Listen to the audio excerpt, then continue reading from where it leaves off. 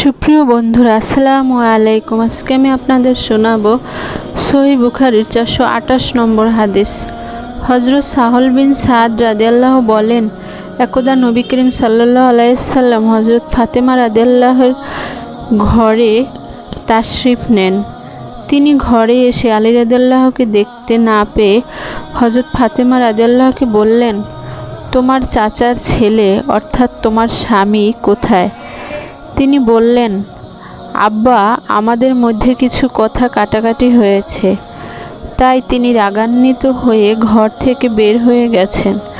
ঘরে দুপুরবেলায় আরাম কায়লুলা করেননি। অতঃপর হুজুর সাল্লাল্লাহু আলাইহি সাল্লাম কাউকে বললেন, দেখো সে কোথায় আছে। সে এসে বলল, হুজুর, তিনি মসজিদে ঘুমাচ্ছেন। রাসূল সাল্লাল্লাহু আলাইহি সাল্লাম মসজিদে এসে দেখলেন হযরত আলী রাদিয়াল্লাহু কাত হয়ে শুয়ে আছেন।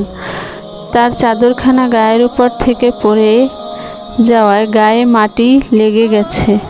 এই অবস্থা দেখে হুজুর সাল্লাল্লাহু আলাইহি সাল্লাম তার শরীর থেকে মাটি মুছতে বললেন, হে আবু তোরাব, ওঠো। হে আবু তোরাব, ওঠো। এরপর থেকেই তার উপনাম আবু তোরাব প্রসিদ্ধ লাভ করে। আবু তোরাব অর্থ মাটির পিতা।